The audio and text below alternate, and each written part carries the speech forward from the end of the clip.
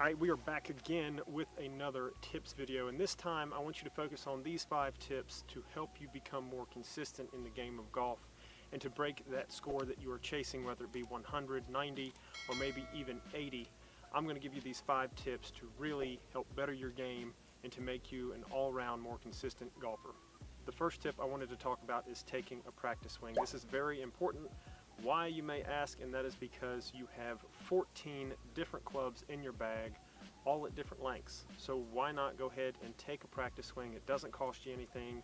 Obviously you don't want to be out there swinging 5 and 6 and 7 times before you take your shot, because that would make the pace of play go on forever and be extremely rude. Also, I would want to throw a golf ball at you.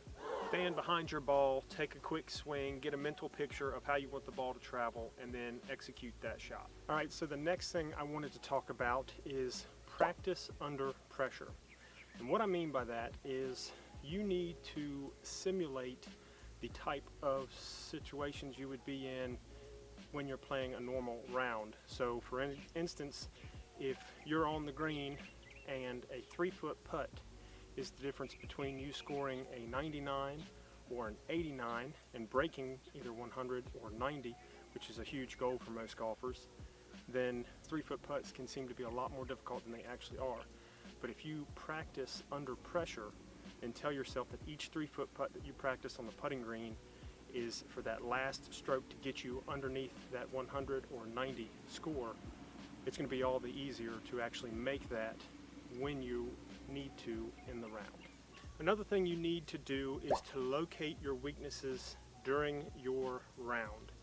Are you a bad driver? Are you a bad chipper, bad putter, or a combination of these things? You need to take those weaknesses, maybe even get a little notebook, write them down, so that you can develop a practice routine that will help you eliminate those problems, or at least significantly reduce the weaknesses that you have in the game of golf. And when you practice with those weaknesses in mind, you're going to see your game consistently get better. It's a guarantee. When you're out there on the range, pick a target and hit to it. Don't just step up and smack balls willy-nilly all over the place, because it's fun, but it's not really helping you become a better golfer. So pick a target, aim to it, and try to hit that distance consistently with each of those clubs. Guys, if you're enjoying this content so far, then smack that like button, as it really helps out the channel. I really appreciate it. Let's get on to the next tip. Alright, so another thing I wanted to talk about is not beating yourself up after a bad tee shot. This is a thing that I see a lot with beginner golfers. They hit a bad tee shot, they get frustrated, and it sets the pace for the entire hole. I just hit a very bad tee shot off of a pretty easy hole. I'm here in the thick grass. I've got to take a wedge to try to get out of here. One thing I want to mention is that you do not want to take that frustration and let it creep into your game.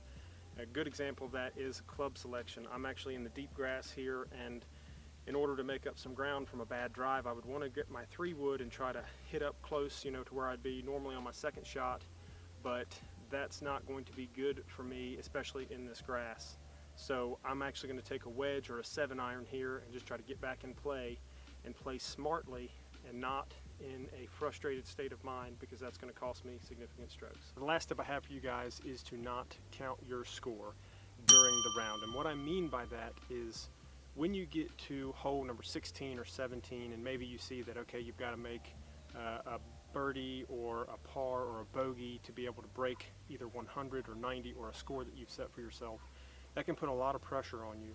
And when you do that, it can screw up how you're thinking, how you process your shots, your club selection, everything like that. So don't focus on your score, just play golf. Think one shot at a time and just play golf.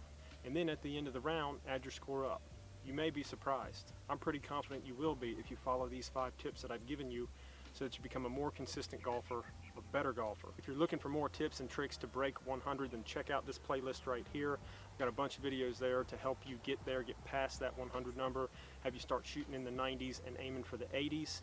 Subscribe if you haven't already, guys. Thank you so much for watching, and as always, keep on swinging.